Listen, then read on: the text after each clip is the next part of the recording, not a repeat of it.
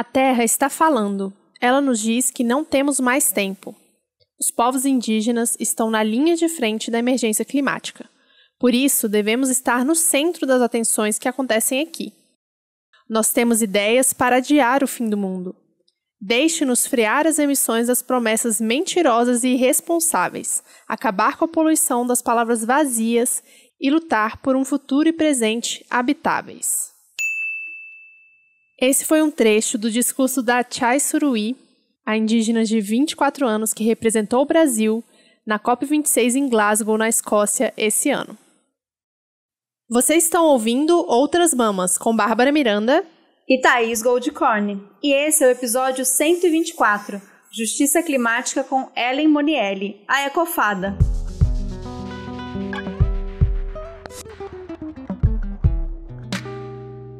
Hoje a gente tem o prazer de receber aqui no nosso espaço Ellen Monielli, a Ecofada. Ellen é ativista ambiental e alimentar, pesquisadora, formada em Relações Internacionais e estuda agora gestão ambiental, gestão pública e cooperação internacional. Ufa, até precisei dar uma respirada aqui de tanta coisa. Atualmente ela constrói o MLB do Rio Grande do Norte, um movimento que luta pelo direito à moradia digna e atua também no Manas na Rua, um coletivo vegano autogerido por mulheres que distribui comida vegetal para as pessoas em contexto de vulnerabilidade social. Eu vou aproveitar então e mandar um beijo pro nosso amor da minha vida, Mari, Miss Batata Palha, que também atua no coletivo. Sim. Ai, boa tarde, gente. Estou muito feliz de estar aqui. E boa tarde, boa noite, bom dia, que eu não sei quando vão estar ouvindo, né? E é isso mesmo. Eu acabo fazendo muita coisa. Mas é isso, né? Tem Ellen, assim, um pouquinho de Ellen em cada lugar. E não é só isso, né? Não é só isso, não. É uma energia jovem, e é sobre isso que a gente vai falar hoje, sobre juventude, sobre mudanças climáticas, sobre toda essa justiça ambiental pela qual você luta. Então, muito obrigada por vir aqui no Outras Mamas e, né, disponibilizar seu tempo para conversar com a gente. A gente realmente acompanha seu trabalho e adora. Então, parabéns pelo seu trabalho no Instagram, em todo o resto que você faz também.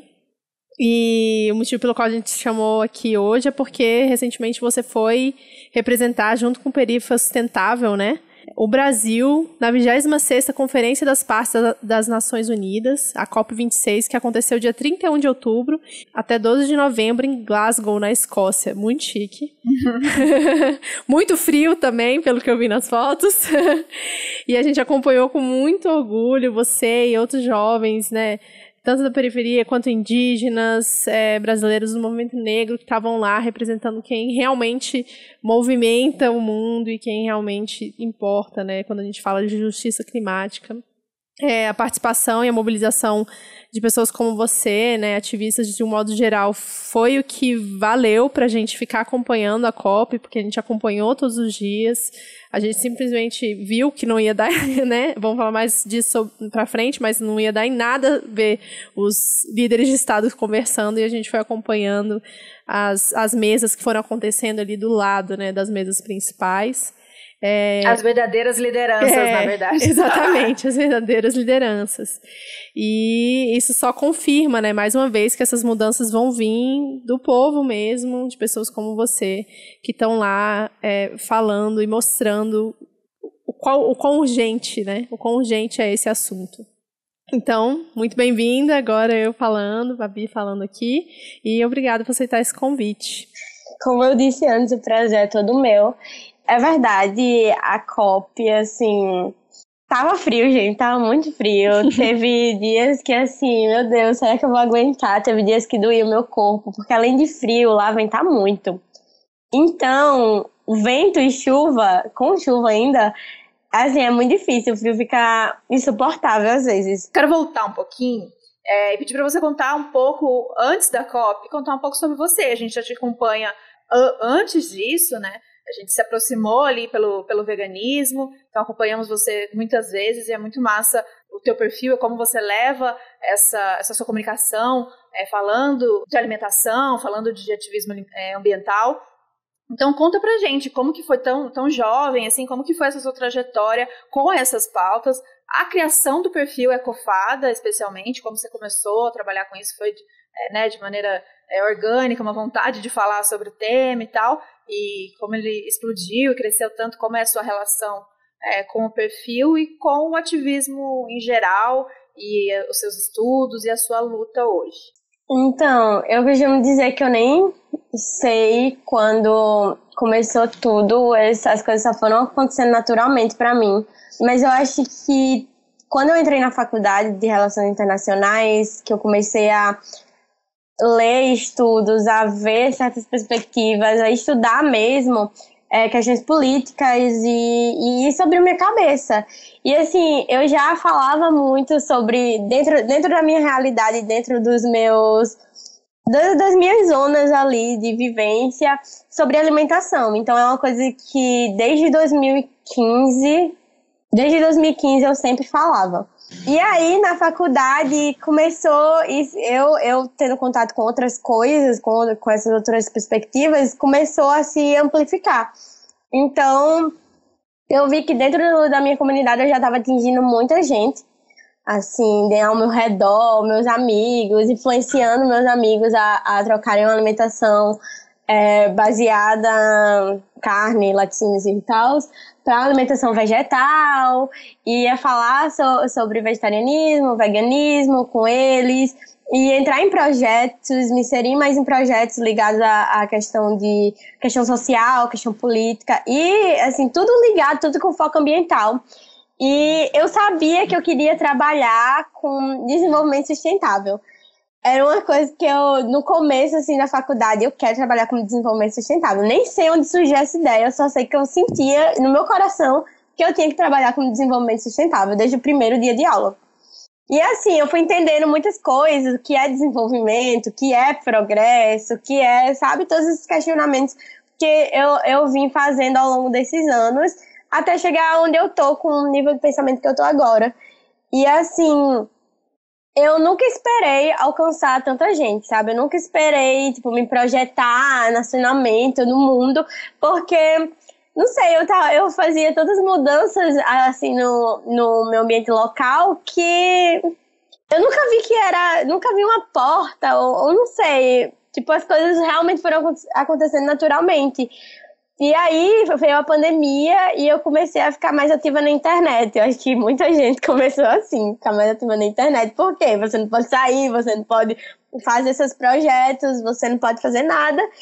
E aí eu postei um tweet que esse tweet viralizou falando sobre veganismo popular. E aí, viralizando esse tweet, tipo, começou a aparecer muita gente, muitas pessoas. Meu perfil lotou, que eu tinha criado a Ecofada, eu acho que em janeiro do ano passado, de 2020, e eu fiz esse post em, sei lá, fevereiro para março de 2020, e simplesmente viralizou. E aí, não foi uma coisa assim, eu quero, foi uma coisa assim, contra a minha vontade, porque eu nunca fui boa com redes sociais, apesar de tudo, apesar de ter começado a falar no meu Instagram pessoal, assim, sobre algumas questões para os meus amigos, porque tudo era direcionado às pessoas que estavam ao meu redor e às pessoas que gostavam de me acompanhar, assim, ao meu redor. E aí, depois tomou proporções que eu nem imaginava, e eu só fui seguindo o fluxo, e daí eu acho que eu aprendi muito. Eu acho que do começo para o que eu estava falando, do que eu falava sobre veganismo, alimentação vegetal, eu trilhei vários outros caminhos e percebi que eu poderia ir além, sabe? Então, é isso, eu sempre fui envolvida com questões ambientais, só que ninguém sabia disso. E ninguém sabe muito ainda do que eu fazia antes, porque começaram a partir do Ecofada no momento de pandemia, e eu também às vezes toco assim, nos assuntos nas minhas redes sociais, mas eu não toco com tanta profundidade, porque é aquilo, às vezes você mostra o que você quer, né? Tipo, o que você tá ali pra mostrar, e é basicamente isso. Redes sociais é esse misto constante, né? De tipo, uns tempos de muita produção, depois para porque cansa, aí tem que lidar com muitos comentários das pessoas, nem sempre são comentários legais, né? Muitas vezes são comentários bem ruins. Mas vamos falar então sobre o que é a COP, né? A gente já começou a falar um pouquinho aqui, mas vamos explicar o que é a COP para quem não acompanhou, para quem não sabe. A COP é a Conferência das Partes da Convenção Quadro das Nações Unidas sobre a Mudança do Clima. A primeira COP aconteceu em 1995, a partir de uma Conferência das Nações sobre o Meio Ambiente e o Desenvolvimento, que aconteceu em 1992 no Rio. É a Rio 92, que quem está ligado aí nas pautas ambientais já ouviu falar. Essa primeira COP ela aconteceu em Berlim, na Alemanha, e ali se iniciou um processo de negociação de metas e prazos específicos para a redução de emissão de gases de efeito estufa pelos países desenvolvidos. Nessa época, os países em desenvolvimento não foram incluídos na conferência, ou seja, desenvolvidos bem entre aspas mesmo, né? Desde então, aconteceram outras 25 conferências, finalizando agora a COP26 em Glasgow, na Escócia, e dentre elas tiveram algumas muito importantes, como a de Kyoto, em 1997, em que esses países, entre aspas, desenvolvidos, se comprometeram a reduzir essas emissões de gases de efeito estufa, e aí é uma treta louca, porque os Estados Unidos não quis ratificar na época e se comprometer com os tratados, que no caso foi o Tratado de Kyoto. E aí eu queria que você falasse um pouquinho da sua experiência na COP, né? As suas impressões, percepções, o que você acha que aconteceu que foi importante e relevante para trazer aqui para a conversa? Assim, a COP, ela foi muito doida, ela foi muito, assim, foi movimentos para todos os lados. Eu tava com um crachá, uma badge de observador. Então, consequentemente, eu não podia ver muitas coisas, porque é basicamente muito hierarquizado, como todos, assim, as esferas da ONU, né? A gente tá falando de ONU, então, hierarquia, estamos ali. E aí eu tinha o crachá de observadora, então tinha gente que tinha o crachá de party, que tipo é quando você pode participar de discussões, party overview, que é quando você pode ver certas discussões. Mas existiam as discussões dos membros mesmos de estados, assim, as discussões oficialzonas, que era muito difícil chegar lá, era muito difícil eu chegar lá, e muito difícil muita gente chegar lá, e muitas discussões eram fechadas. Então, nessa COP, como foi minha primeira COP, teve gente que, sei lá, foram pra... tem 3 COPs nas costas, 4 COPs. Mas como foi minha primeira COP, eu senti que era um lugar muito segregado. E eu senti, às vezes, como se eu estivesse numa feira de ciências. De verdade. Porque era, tipo, separado em pavilhões lá. E aí, pavilhões de cada país. E dentro desses pavilhões, tinham, tipo, geralmente, nesses países, sei lá, Japão, União Europeia, assim, também blocos econômicos, tinha também organizações dentro desses pavilhões.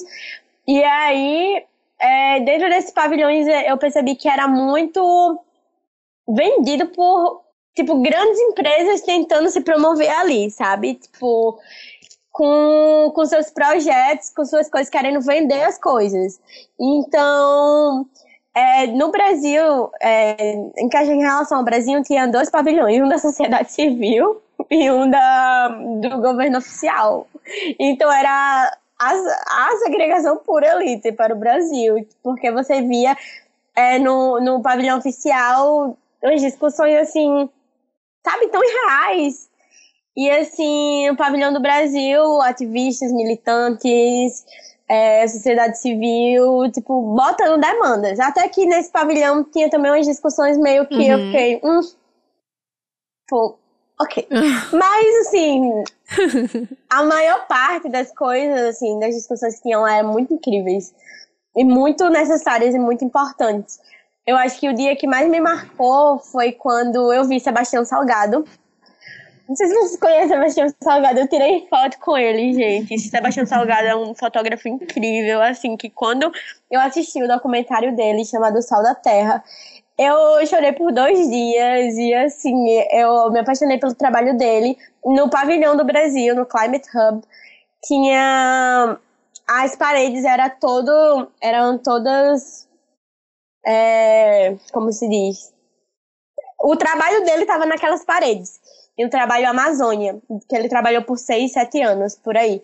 Então, assim, foi uma das coisas que me marcaram, assim, pessoalmente me marcaram bastante, porque eu vi o Sebastião, a Leila, e eu fiquei tipo, meu Deus, eu tô vendo eles aqui, perto. E ele falou coisas muito importantes sobre a Amazônia, sobre questões políticas, de políticas ambientais do Brasil e afins. Então, basicamente isso para começar, assim, só um toquezinho. Ah, muito legal essa sua perspectiva, que é isso que você falou, muita gente está na terceira, na quarta, e aí às vezes a observação já é uma observação entendendo que já é um evento que tem essa limitação, que é segregador pra caramba, e aí a discussão acontece a partir daí, né, a partir do que foi discutido, quais foram os ganhos, o que esperar, e é legal essa sua visão de primeira vez, que é tipo, o que é isso? O que tá acontecendo? Por que isso é dividido assim? Por que isso é muito massa, porque a gente não pode deixar de pontuar, né, que é um evento muito importante, né, uma convenção muito importante, mas que tem as suas limitações, e a participação popular, a participação da sociedade civil é muito importante, como essa pressão, né, essa mobilização que ocorre também enquanto o evento acontece, ocorre nos paralelos, e demonstrar o quanto essa pauta ela não é uma pauta de um ativista específico que tem um perfil, que ele é branco e ele abraça a árvore e é menos importante, né?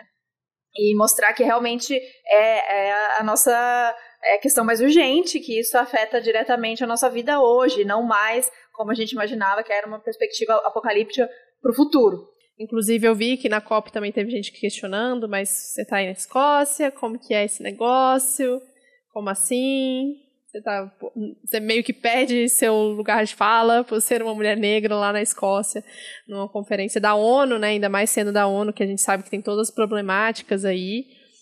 E é muito doido, né? Que as pessoas parece que... eu não sei nem como explicar isso, assim. Acho que tem que problematizar mesmo, mas a gente tem que problematizar a ONU, né? Porque a COP é um dos únicos lugares em que a população pode estar, né? A população civil pode estar. É uma das únicas discussões que é aberta para a população civil. O resto é tudo muito fechado. É lá, dentro das salas da ONU, que os líderes de Estado vão definir o nosso futuro, né? Então, é muito importante você estar lá. O que eu queria falar, na verdade, você já explicou um pouquinho sobre a sua experiência na COP, mas é porque desde 92, né, desde o Rio 92 aqui no Brasil que aconteceu, eu era muito pequena, então eu não lembro, mas a gente na escola sempre ouviu falar disso, foram feitas diversas metas e planejamentos, e aí tudo metas de governo, né, para frear essa destruição que já estava eminente, os cientistas já estavam prevendo essa destruição toda que a gente tem e vê hoje em dia. Mas essa COP foi a primeira que foi uma emergencial, assim, foi a primeira vez que o mundo parou e falou, cara, agora fudeu, o que a gente vai fazer? Porque agora não é mais sobre reduzir as emissões de gases de efeito estufa, não é mais sobre isso, sabe? Agora é tipo, a gente precisa resolver o problema que a gente está discutindo desde 92, né? E os discursos que a gente mais ouviu é que não tem mais que planejar, né? Principalmente da sociedade civil. A Chai Suruí, ela é uma ativista indígena de 24 anos, lá de Rondônia, e ela foi uma das únicas pessoas a falar, né, no discurso oficial como representante brasileira. Ela foi a única. Nos palcos principais. Ela foi a única. Ela foi a única. E ela falou, a gente precisa tomar outro caminho com mudanças corajosas e globais. Não é 2030 ou 2050, é agora.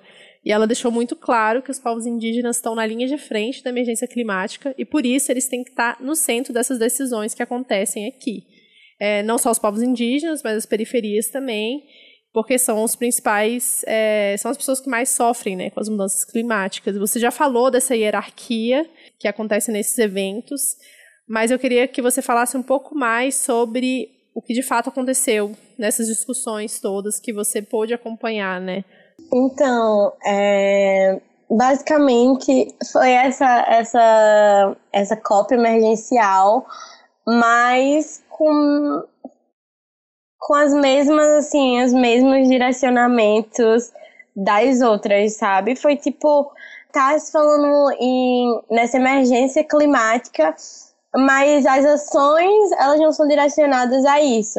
Continuam debatendo só a questão de financiamento, continuam reconhecendo só os povos tradicionais, só tem esse reconhecimento, na verdade, de povos tradicionais como importantes, mas não tem essa inserção desses povos dentro de debates oficiais, sabe, dentro de se fazer uma resolução que vai ser efetiva. Enfim, tem várias problemáticas com essa questão de emergência e, ao mesmo tempo que eles pautam emergência, não está sendo emergente, não tá se pautando essa emergência dentro dos debates em si. E eu conheci a Chay, ela é incrível, nossa, eu conheci ela, entrevistei ela também, porque o meu projeto de mestrado é sobre diplomacia indígena nas COPs, nessas conferências das partes. E a gente vê, tipo, os povos indígenas lá, e também eu tive a oportunidade de estar em algumas discussões com o movimento da Coalizão Negra por Direitos e os povos quilombolas, e basicamente esses povos da periferia, eles estão lá realmente para buscar para serem ouvidos, sabe? Porque aqui no Brasil ninguém tá ouvindo esses povos. Você vê, tá queimando, gente, a Amazônia tá queimando, o Cerrado tá queimando, tá tendo destruição, muita destruição, monoculturas, sabe? Só a exportação é que tá importando. E assim, é muito desesperador ver todas essas comunidades, ver a mineração tomando conta, a mineração envenenando certas comunidades, a gente vê muitas disputas territoriais também. E assim, é muito desesperador e a COP acabou sendo uma oportunidade de denúncia e também desses povos tradicionais eles se inserirem nesses debates. Um debate que eu estava presente, que era os povos quilombolas, eles denunciando lá para um vereador lá de Glasgow, tudo que estava acontecendo no Brasil e falando assim, a gente precisa da sua ajuda, a gente precisa visibilidade nesses temas, a gente tá realmente precisando de suporte, porque o Brasil ele não tá dando suporte pra gente, e aí a gente tá tentando se inserir aqui e outros lugares também, não só na COP, eles foram para outros lugares, acho que Dinamarca, França, lugares assim, pedir ajuda de povos de lá, sabe? De tomadores de decisão de lá. Então, dentro das discussões que eu pude acompanhar, muitas eram tipo, a gente vai destinar tantos milhões, tantos bilhões para a questão de transporte elétrico. E aí outras discussões era tipo assim, gente, no Brasil tem gente passando fome. Ônibus nem funciona direito, sabe? E vocês querem destinar milhões de transporte elétrico se vai lá na favela, vai lá na quebrada, pegar uma bestinha pra tu ver, pegar um ônibus pra tu ver em horário de pico. Gente, eu tava em São Paulo e assim, eu me perdi, eu fui parar numa estação que eu nem sabia, eu acho que era da Luz, em horário de pico. Ai, meu Deus. E parecia aquela... Oh, meu Deus. Uma imagem, sério, de filme, de foto, assim, sabe? Tipo, eu não sei nem explicar o mar de gente que tava ali, gente. O mar de gente que tava ali. E aí eu falei, meu Deus, e o povo lá na COP discursando e debatendo investimento de milhões em transporte elétrico. Imagina esse povo aqui. O que que vai acontecer com esse povo? Cadê a infraestrutura para esse povo todo pegar um trem, um metrô? Não tem. E assim, os debates, eu achei todos os debates bem desiguais e sempre reforçando essa questão de que a ONU, ela reconhece vários povos como importantes. Ela reconhece em gente, esqueci o nome em português, que é reports, é tipo, nossa, tão chique, né? Esqueci, tipo Anitta. Ela tá internacional. Gente, relatórios. É isso que eu ia falar, relatório. A ONU reconhece vários relatórios da importância de povos das florestas, sabe? Mas, assim, quando é na prática, é muito distante disso. A prática é muito distante. Os debates nesses locais de cooperação internacional, de decidir soluções, de construir acordos, ainda está muito distante do que a gente quer alcançar e do que a ONU realmente prega. É o que a Greta falou, saiu gritando em um dos painéis. Ela falou, cara, é tudo greenwashing, assim. Sim, total. Eu não sei o que vocês estão discutindo. E aí ela saiu putaça e falou, não vou mais participar, sabe? É muito doido. Apesar de que, né, ela tem esse privilégio de ser uma mina branca, nórdica, etc. E pra ela sair representa uma coisa. Pra vocês não participarem, né, pros indígenas não participarem, é outra história, né? Representa outra história. E foi o que a Chay falou. Eu perguntei pra ela se ela tinha noção de que ela ia tomar toda essa proporção, sabe? E ela disse que não. E ela também ressaltou a importância de estar ali, sabe? Apesar daquele espaço oficial ter muitas barreiras, tipo, não só barreiras de discussões, mas barreiras de chegar lá. Ela quase não chegou lá e ela ia discursar na ONU, tá ligado? Tipo, barreiras idiomáticas, barreiras de logísticas, tudo assim, pra você se perder mesmo lá dentro.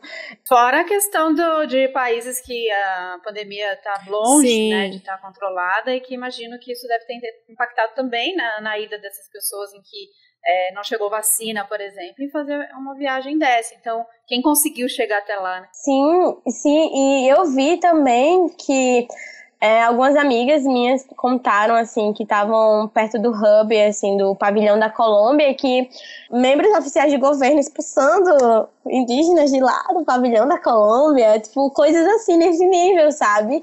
Que a gente fica sabendo. Mas, assim, tem muitos outros que eles chamavam de side events, que são eventos paralelos, que tinham muitas coisas, assim, muitas estratégias rolando, muitas, assim, discussões incríveis rolando, tipo, eu acho que era COP Coalization, alguma coisa assim, que tinha muitos eventos, teve também o Encontro Mundial de Mulheres Indígenas, teve os protestos, assim, teve o povo sentando e discutindo estratégias, teve a juventude fazendo um parágrafo para eles poderem inserir dentro da resolução e mandarem esse parágrafo para as discussões oficiais, sabe? Teve tudo isso. Apesar de muito, muito limitado, é importante a gente estar lá, porque, real, eu não sou uma mulher branca do norte, assim, global. Para mim foi muito importante estar lá mesmo para discutir estratégias, para saber o que a gente vai fazer, o que a gente pode fazer, o que a gente vai enfrentar daqui para frente, sabe? Para estar preparado.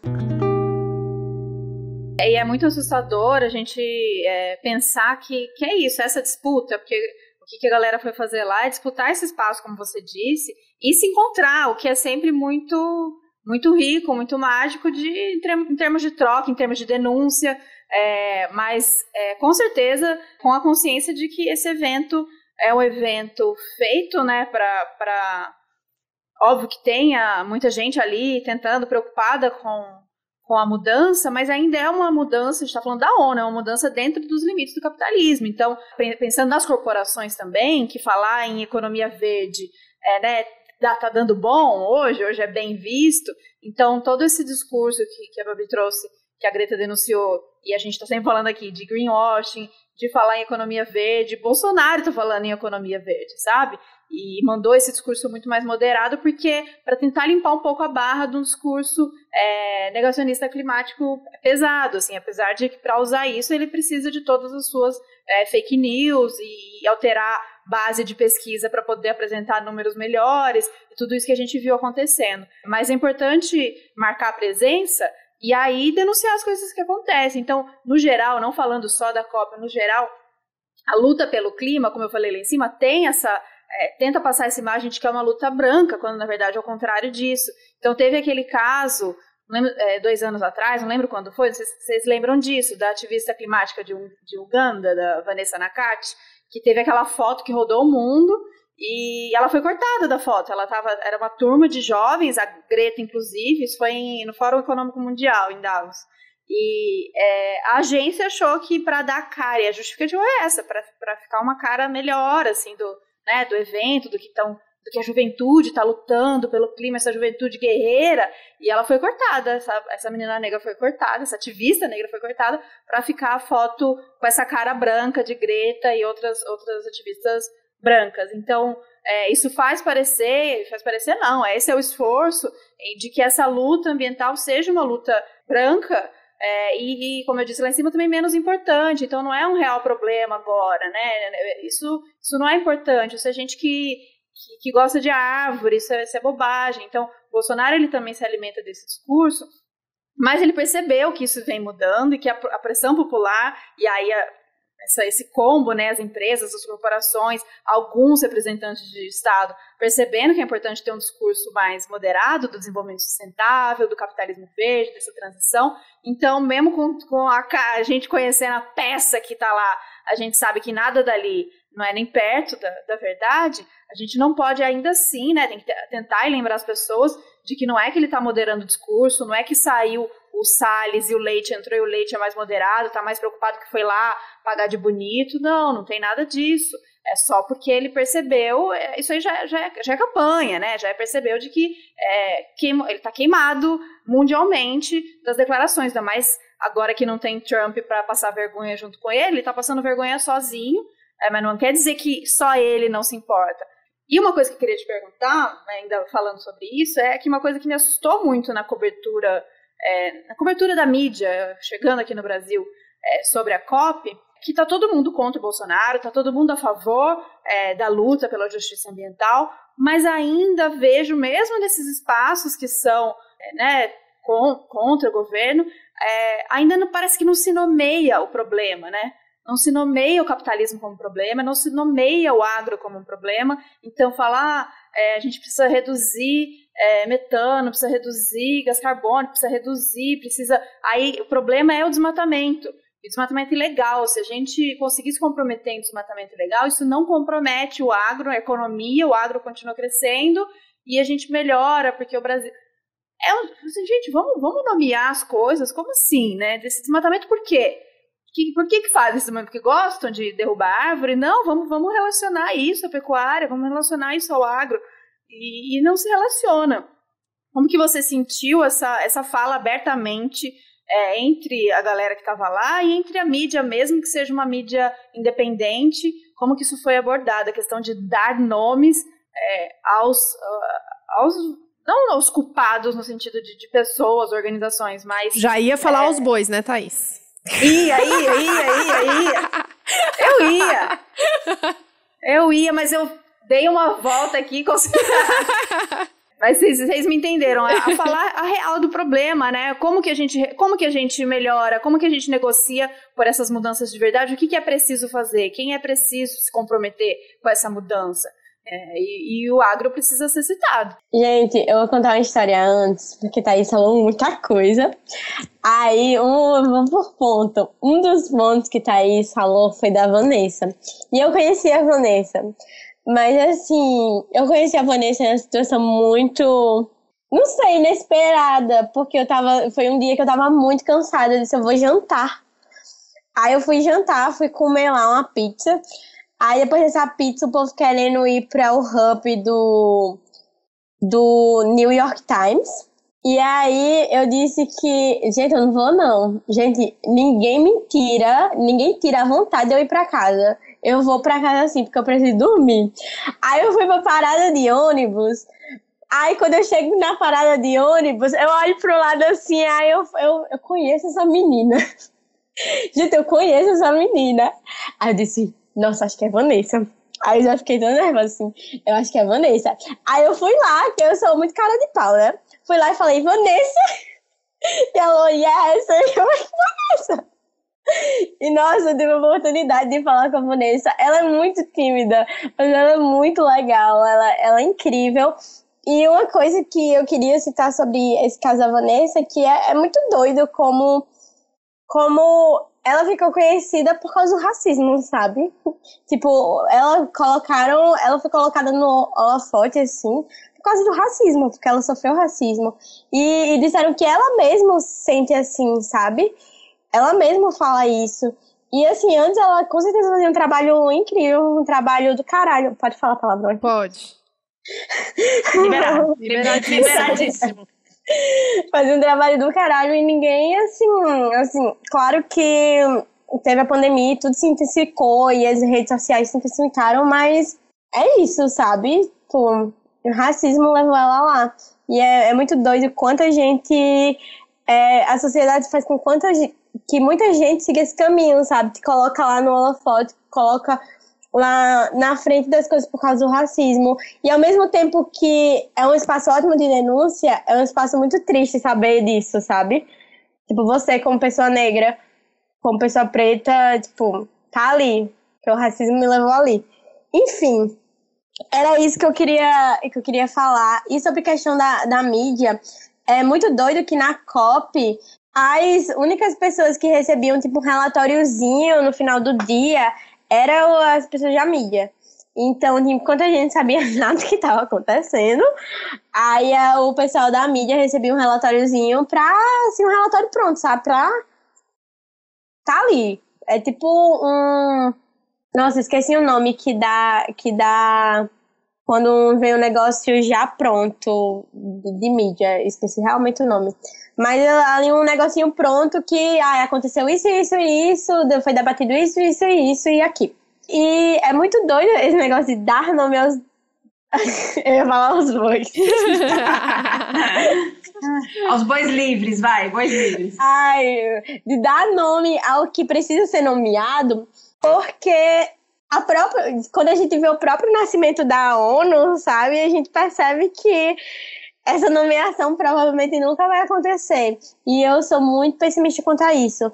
Apesar da gente saber, da gente reconhecer que o capitalismo, que o agro, que a monocultura, que toda essa devastação que está acontecendo tem nome de grandes empresas por trás, tem nome de pessoas que estão ali dentro das articulações para que aquilo tudo aconteça, para que todo aquele desmatamento, toda aquela mineração, tudo isso que a gente lida hoje em dia acontece, não vai ser nomeado, porque quem está patrocinando geralmente esses grandes eventos são eles, gente. Tipo, são eles.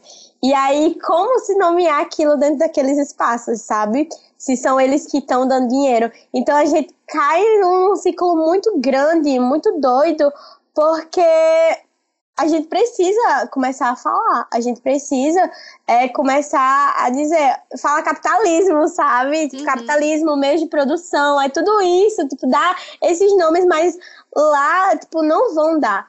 E em relação à mídia... Eu acompanhei algumas mídias independentes, tipo, eu vi muito Jornal da Verdade, eu gosto muito de Jornal da Verdade, mas eu acompanhei algumas mídias e realmente era aquela...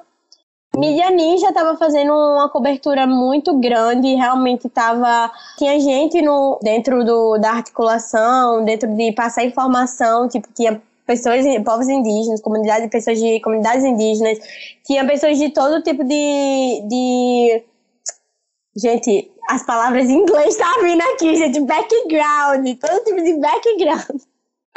Essa palavra é famosa, gente, não tem. Ela tá impossível. Desculpa, aquela voltei da Escócia. Mas, gente, tipo, fazendo essa cobertura independente e falando mesmo, e denunciando, tipo, foi um espaço muito de denúncia. Foi o que eu mais acompanhei, foi o Jornal da Verdade, que minha amiga também, ela faz parte, ela tá ali dentro das articulações do Jornal da Verdade. E Mídia Ninja foram os que eu mais acompanhei. Alguns eu vi, algumas coisas, mas coisas bem rasas, sabe? Tipo, a COP foi isso, aconteceu isso, foi debatido isso, tipo um discurso pronto que provavelmente a ONU mandava para eles e eles replicavam aquilo. E é muito doido porque sobre esse negócio da mídia, eu não sei se é verdade, mas assim, fofoca, assim. Fofoca, vai. Fofoca, vai. Eu não sei se isso é verdade, mas o que me disseram foi que o hub do The New York Times, que é assim, um jornal muito famoso, gente. O New York Times é assim, muito famoso. E aí falaram que estavam tendo eventos nesse The New York Times. E aí falaram que alguns desses eventos eram pagos. Que loucura. E era bem tipo estadunidense. E era tipo assim, preços exorbitantes, tipo 2.000 libras pra entrar num evento desse. E 2.000 libras é tipo... sei lá, muito dinheiro. Um apartamento. Eu comprei um carro aqui no Brasil. E aí eu fiquei pensando muito sobre... Eu não sei se isso é verdade, mas isso me remeteu muito a pensar nessa questão de acessibilizar a informação, sabe? Até que ponto a informação vai ser acessível e informação de qualidade de verdade vai ser acessível para todo mundo, sabe? Tipo, não todos os eventos, porque eu sei que alguns você poderia entrar e tudo mais, mas tiveram alguns que foram realmente pagos, que me disseram isso, não sei se é verdade. Então, assim, eu vi o papel da mídia muito presente de vários países, inclusive eu dei umas entrevistas que eu nem sei que lugares eram, nem sei onde ia passar, nem sei onde meu rosto passou, nem sei onde minha voz saiu, mas... eu dei umas entrevistas e uma que me marcou muito foi quando um cara perguntou: Are you angry? Você tá com raiva? E aí eu falei, tipo, gente, a gente tinha acabado de sair de um protesto e ele me perguntou isso, o cara da mídia. E eu falei, cara... Como não agredir, não é mesmo? Eu falei, como não estar com raiva? Olha o que está acontecendo no Brasil, olha o que eu acabei de dizer para você, o que está acontecendo no meu país. E como não ficar com raiva em um momento como esse, sabe? Em uma situação como essa que a gente tá passando. E é o que você falou, tipo, é esse discurso pronto, total. Então, o Leite, né, que quem substituiu o Ricardo Salles no Ministério do Meio Ambiente, ele chega lá e aí ele falou que não, o governo Bolsonaro nunca errou, tá tudo certo, mas sim, vamos então reduzir o desmatamento ilegal. Eles falam que vão acabar totalmente com desmatamento até 2030, o desmatamento ilegal, não o desmatamento legal, que já é um absurdo. E eles estão com esse compromisso de reduzir as emissões de metano em 30% até 2030.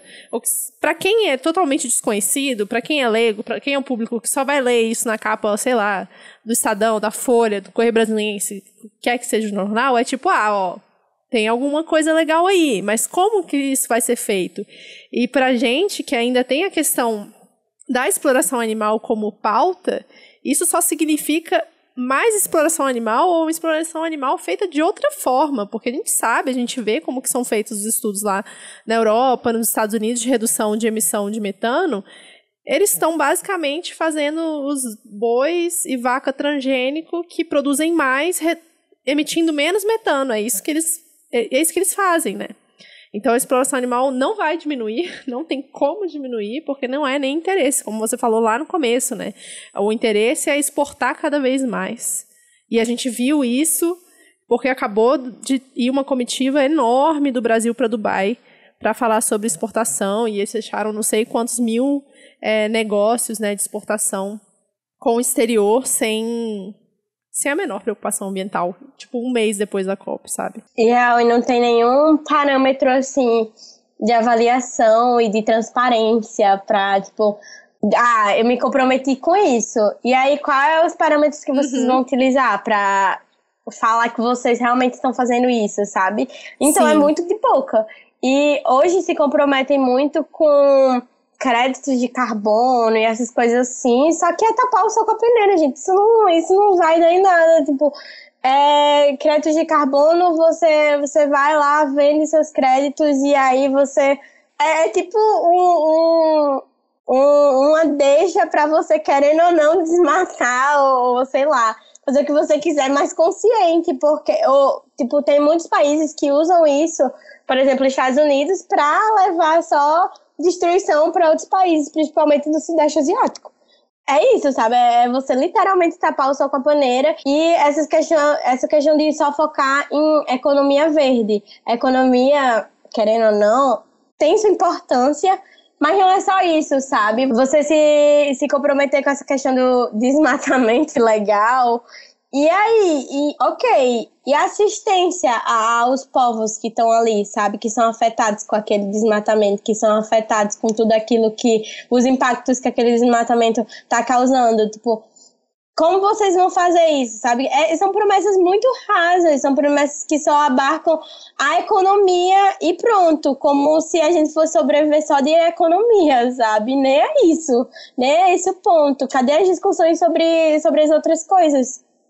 Tipo, uma coisas muito rasas que o Brasil traz E como Babi disse, o novo ministro aí, ele tá com esse discurso meio mais, sou mais amigo do meio ambiente que Salles, mas no fim, gente, acaba sendo tudo farinha do mesmo saco, assim. Pois é, então é ficar atento, porque é isso, a gente que tá ligada nessas movimentações, no geral, a gente quem, né, já é fora Bolsonaro, já percebe isso, parece que precisa se chocar, o discurso precisa ser assustador e bizarro como e aí o Salles também, com suas declarações, para a gente poder sentir raiva e ver que não é isso.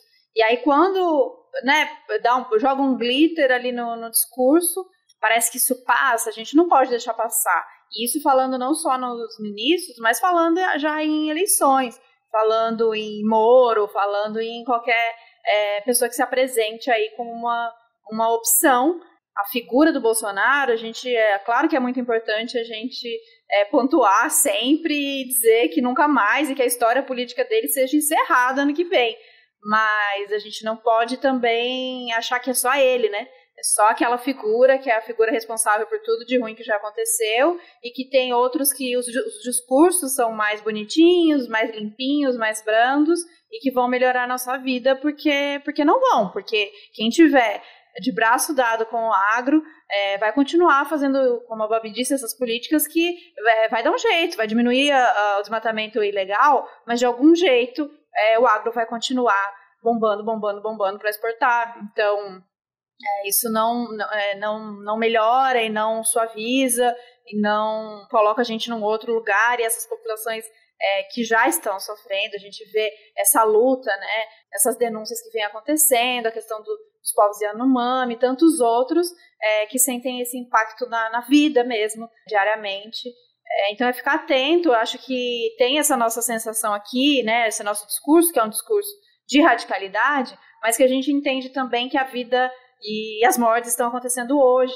Então a gente precisa, por isso a importância de estar num evento como esse, estar disputando espaços como esse, porque pode ter gente que vai falar, mas a gente sabe que é tudo o dinheiro que manda, e as grandes corporações, e os grandes chefes de Estado.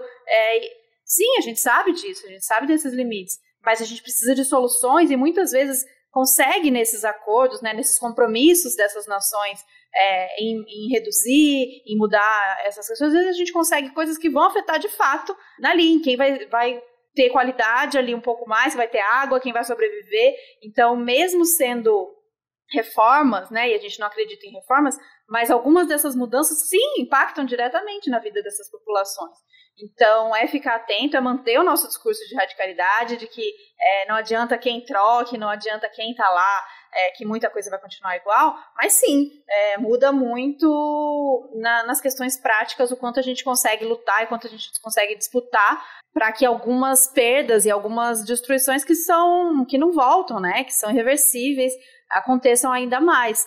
O Brasil aí, a gente em 2 anos, a gente conseguiu piorar muito a situação e às vezes dá essa disputa política que, né, institucional, que parece, não, vamos votar no Lula, 2022, não sei o quê. A gente está desde 2020 falando isso, sabe? E a gente conseguiu em 2 anos ter destruições que são irreversíveis. Então, claro, tem a votação, tem a política, tem a eleição, mas tem coisas acontecendo agora. Tem pessoas morrendo agora, tem populações ameaçadas agora, os preços das coisas subindo agora, as pessoas passando fome agora. Então tem muita coisa que tem que seguir sendo feita agora, não tem muito jeito. E agora que a Thaís tirou a nossa vontade de viver, vamos falar de coisas boas. Cadê? Como? Né? É a mesma coisa. Como ter esperança? Como a gente termina esse podcast tendo esperança? Não, mas é possível. Muita coisa boa aconteceu. É possível, é exatamente isso. A gente sempre faz, sempre fala, das denúncias e pá. A gente sempre fala que a gente tem um roteiro, que é desgraçar a cabeça de todo mundo e no final dar um pinguinho de esperança pra continuar. Até pra gente. Então a gente queria saber de você, assim. Você trouxe várias problemáticas aí da COP, das coisas que você tá vivendo, né, das ações, de todo o seu ativismo, mas o que você vê de esperança, assim, né, a partir dos encontros que você teve, das falas que você ouviu, e pro futuro em geral, porque é isso, 2022 tá aí, a gente tá, assim, numa linhazinha muito fina, que a gente já tá vendo toda a movimentação política para eleger um Moro da vida. Então, o que a gente pode fazer a partir disso, né? O que a gente pode realmente ter de esperança pro futuro próximo e futuro a longo prazo, a partir do que você viu? Ai, gente, eu digo que essa noite eu tive insônia pensando justamente nisso. Eu fui dormir, tipo, meia-noite, 1h da manhã, só pensando nisso. E eu virava de um lado da cama e pensava, eu disse, meu Deus, o que é que eu vou fazer? O que danado o futuro vai vir, vai trazer. Tipo, eu não... Tô mal aqui, tô triste. Tô sem esperança nenhuma. Aí fui dormir assim. E acordei hoje e disse, não, é outro dia. Deus, obrigada, vai dar certo. Eu vou lutar aqui. Vou salvar o planeta. Tipo, acordei dessa vibe. Mas é muito doido porque, assim, querendo ou não, quando você entra em lutas sociais, ambientais e políticas e afins, você amadurece muito. E ao mesmo tempo que você amadurece, você fica muito pessimista da vida. Assim, algumas pessoas são diferentes, mas a maioria fica muito pessimista, porque é desgraça por cima de desgraça. O discurso de Thaís nem me atingiu tanto, porque eu já tô tão acostumada aqui com meus ouvidos, e minha mente lendo as coisas disso, porque eu tô na área ambiental, né, gente? Assim, na área pior que eu tenho que estudar e tenho que ler isso todo dia. E, assim, pra me manter esperançosa e pra saber que existe uma luz, sabe, lá no fim do túnel, primeiro que a COP me trouxe em relação a isso foi que, nossa, tem gente como eu, sabe, que eu realmente não tô sozinha, tipo, eu não tô sozinha nessa luta. E apesar de me trazer também muitos questionamentos em relação de eu não estar sozinha, mas eu saber que ali tem pessoas que só estão usando aquele espaço para se projetarem, porque isso acontece, gente. Tipo assim, o ativismo, a militância e tudo mais é muito legal, mas dentro desses espaços só tem pessoas que vão para se projetar. E eu acho que foi uma dessas coisas que também me atingiu, porque ao mesmo tempo que eu vi ali gente que tá comigo, tá pensando a mesma coisa que eu, ou se não tá, mas tá caminhando junto, tá tendo seus propósitos, teve muita gente ali que me deixou muito desesperançosa e me deixou muito triste, realmente. E aí eu me questionei muito como seguir a partir daí, sabe? Então eu acho que é muito de você se agarrar com os seus, e é muito de você trazer essa luta para um nível local, sabe? Construir com o seu povo, construir com as pessoas que estão ao redor. E a COP, tudo isso, todos esses sentimentos que ficaram na minha cabeça, me trouxe muito isso, me fortaleceu. Porque ou você volta muito triste e decepcionado e não consegue fazer nada, ou você volta com sangue nos olhos. Eu acho que eu voltei com sangue nos olhos pra, tipo, fortalecer todos os momentos de base que eu participo. E assim, é trabalho de base, gente. Não adianta não ter, assim, eu falar um modo para ter esperança no futuro, porque o meu modo de ter esperança no futuro é fazer um trabalho de base, é estar ali, sabe? É fazer pegar um sábado e ir pro Manas, sabe? É visitar o MLB, que é as ocupações do MLB, que é o movimento de luta nos bairros, vilas e favelas. É estar junto, sei lá, do MST, sabe? Ou acompanhando as coisas do MST, acompanhando notícias boas do MST. Então são pequenas coisas que, pra mim, me trazem muita esperança. E eu sei que, apesar de tudo que eu vi ali na COP, apesar de tudo que eu vivenciei, eu consegui extrair o máximo e eu consegui fortalecer essas coisas dentro da minha cabeça. Porque essas lutas sociais, ambientais, que é a luta pela nossa vida até, sabe? Minha vida, eu já sou... Minha existência nesse mundo já é uma luta política em si, como mulher preta. Então, é muito isso que me dá esperança. Assim, eu acho que é uma coisa muito individual. Acho que você tem que se agarrar no que você... Sabe? No que te traz esperança. Não existe uma coisa só. E assim, eu tenho esperança pro futuro. Hoje de madrugada eu não tava não com esperança nenhuma. Mas hoje assim, eu tô esperançosa e eu acho que, apesar de tudo, tem muita coisa boa vindo, apesar do turbilhão de coisas que a gente tá passando, né? Que são muitas coisas. Sim, muito obrigada por essa fala. É muito, muito especial e é muito importante a gente lembrar disso, né, gente? Não é sempre que a gente vai estar esperançosa, mas também não dá para deitar para a situação e falar já ferrou tudo, não tem volta. Então é relembrar onde se apegar. É muito, muito lindo e muito importante essa fala, que quando a gente age, né, quando a gente está junto das pessoas, fazendo, acontecendo, a gente vai ver muita desgraceira, mas a gente vai ver as mudanças, vai ver as coisas acontecendo e vai se alimentar dessa coletividade, né, tipo, de ver o outro no dia que você tá dormindo, falando não tem jeito, o mundo não vai mudar, não sei o quê, tem alguém do lado que tá no dia bom da esperança e vai dizer, não, vamos, mais uma vez, vai dar, vai melhorar, isso não vai durar para sempre desse jeito, as transformações, elas estão aí acontecendo. Então, é isso que a gente tenta sempre falar aqui para vocês. A gente não pode fechar os olhos para a realidade, especialmente para quem não... Especialmente, estou dizendo assim, né? Como é mais fácil fechar os olhos para a realidade para quem não é diretamente afetado, né? Não quero saber do que está acontecendo, não quero acontecer porque não tem o esgoto aberto na sua frente, eu não quero saber porque, né, não é para você que está faltando comida, assim, é fácil fechar os olhos e falar, o mundo está muito horrível, vou me fechar aqui no meu mundinho. Para algumas pessoas essa não é uma opção de não enxergar o que está acontecendo, porque isso está acontecendo, como a Ellen disse, isso atravessa a vida da pessoa, isso é a própria existência dela, a própria sobrevivência dela que está em jogo. Então, essa luta é de todos nós, independente de como você vai se encaixar, independente de como você vai buscar se alimentar dessa esperança, para que a gente consiga aí reverter essa situação ou pelo menos passar por ela com menos estrago possível e lembrar que sempre tem amanhã, né? Sempre tem o dia seguinte.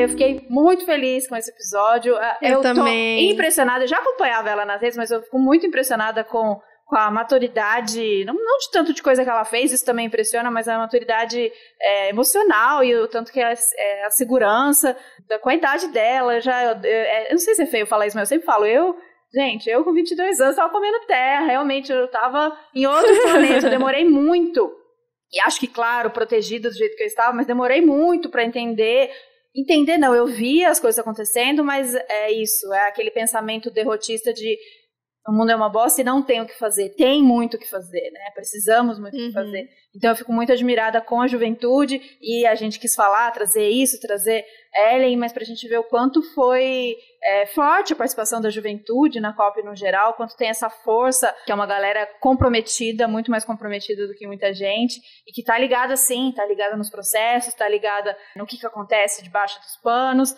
pra denunciar e pra lutar por essas transformações. Fico muito feliz e agradeço demais a sua participação. Não sei, Babi, tô encerrando, mas era pra encerrar? Você quer falar mais alguma coisa? Não, eu também só queria agradecer, é ótimo. Como a Thaís falou, já tô me sentindo muito tiazona aqui falando, tipo, não, porque a juventude trabalhando pra acontecer. Eu não fosse jovem. Não, amiga, tiazonas total. Eu me considero jovem, mas assim, em 2020, 2021, acho que eu envelheci uns 10 anos, e aí eu... né, tudo bem, pandemia, não tô saindo mais de casa, mas eu já tô aqui pensando em que movimento eu vou entrar em 2022 pra ver se eu pego um gás de novo, pra ver se eu me sinto jovem de novo também, entendeu? Eu fico pensando, enfim, tem vários movimentos aqui em Brasília também que são legais, que... Enfim, se você pode... As pessoas ficam preocupadas, né? Eu preciso estar num partido político. É bom, mas não precisa. Tem uma galera que não está articulada com o movimento político necessariamente, né? Com partidos políticos necessariamente. Então, tem várias coisas que a gente pode fazer também. Os interesses são diversos. E eu estou aqui pensando no que eu vou fazer ano que vem para voltar ativa e me sentir jovem de novo, né? Porque eu demorei também, como a Thaís, mas não tanto, assim. Eu já era bem ativa, principalmente com coisas de movimento estudantil na faculdade. E depois parei, porque é isso, você vai trabalhar, não sei o quê, deitei também em cima do meu próprio privilégio. Mas é muito bom, e eu fico muito feliz de você estar aqui, muito feliz de ver. Esse, na verdade, a gente queria ter te entrevistado antes, assim, que você voltou, mas obviamente você estava, né, ainda muito cansada nessa viagem. E é muito bom, porque esse é nosso penúltimo episódio do ano. é legal conversar sobre isso e falar sobre esperança e falar como que a gente pode continuar, né? O último episódio, já vou adiantar que vai ser uma coisa bem leve também, pra gente não terminar num clima muito pesado, porque o ano já foi pesado o suficiente. O último episódio a gente vai cantar pra vocês, então é Natal, da Simone. Convidamos vocês para o nosso recital. Mentira, tá, gente?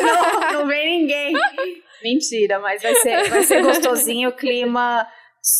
É isso, é o último episódio. A gente sabe que a cabeça, em dezembro ela vai desligando, é sempre uma sexta-feira, e aquela sensação que você tá carregando as sacolas do mercado e tá chegando em casa, mas não chega, o braço já tá cortando. Eu sei que vocês estão nesse último gás aí, mas a gente tá muito feliz que o último episódio com convidada, estamos finalizando com a Ellen, e o próximo episódio a gente acalma, respira e encerra juntas esse ano, um ano tão difícil para todo mundo, e a gente agradece muito que vocês estavam junto com a gente nesse tempo todo.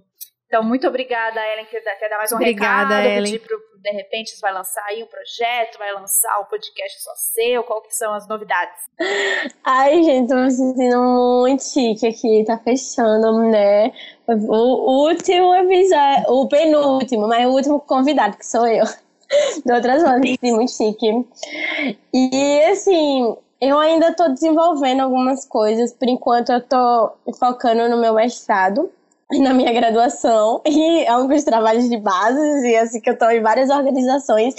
Eu não sou organizada também em nenhum partido político, porque, assim, por enquanto, eu ainda não consegui decidir qual eu quero ir, assim, sabe? Eu ainda não consegui decidir porque eu sei que eu consigo fazer ainda muitas coisas assim, como eu tô construindo com vários movimentos e consigo fazer muitos trabalhos de base, e o negócio é fazer.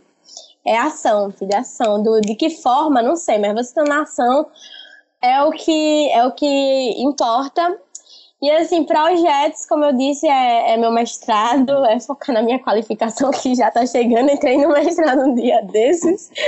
Focar em escrever minha pesquisa, que vai ser sobre as COPs. É isso, gente. É tentar... Eu não sei o que eu vou fazer, não sei, assim... Muitas coisas que vem pro próximo ano. Sei que tô tendo também algumas... eu vou fazer algumas articulações dentro das questões de políticas públicas, porque é muito importante, né, a gente tomar passo dentro de políticas, porque é onde as coisas realmente acontecem.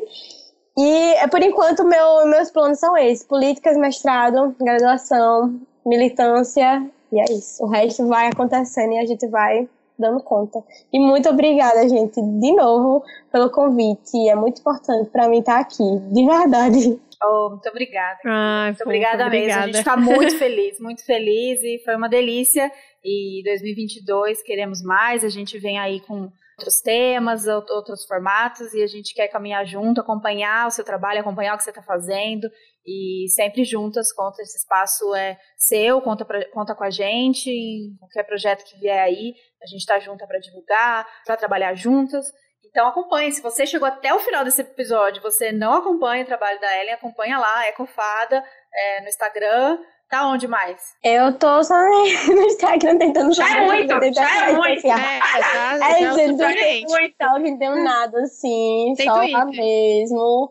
Mas, assim, quem sabe um blog futuramente ou não, né? Porque rede social acaba consumindo a gente muito. Uhum. Sim, eu sou a favor da volta dos blogs, eu gosto muito de ler texto, essa coisa, TikTok, tem que estar no TikTok? Tem, legal, mas lê um texto bem escrito, sim, grandão. Eu tenho saudade dos blogs, eu sou a favor da volta dos blogs, vamos torcer aí. E vocês, falando em blogs, que não, geração que quer videozinho de 15 segundos e não lê mais, todos os episódios tem o texto que acompanha para ter as referências, os links, as notícias que a gente falou, as redes sociais da Ellen. Então vocês vão lá no Medium, Outras Mamas, e acompanhem o episódio com texto para vocês puxarem, pegar dessas referências alguma informação que vocês queiram ler, alguma coisa que a gente falou aqui que você quer aprofundar mais. Então tem muita gente produzindo conteúdo sobre isso, tem a Sabrina, tem o Alexandre, tem da cobertura da COP, teve a PIB que deixou lá, tem lá, se seguir nos posts, vai ter muita cobertura do que aconteceu, as lideranças indígenas, a gente coloca tudo lá. E vocês acompanham certinho pra aprofundar aí. E é isso, até o próximo episódio. Muito obrigada, um beijo, força, que falta pouco pra acabar 2021. Obrigada, falta. Um beijo, Tchau, gente. Tchau. Até semana que vem. Tchau. Até o próximo episódio.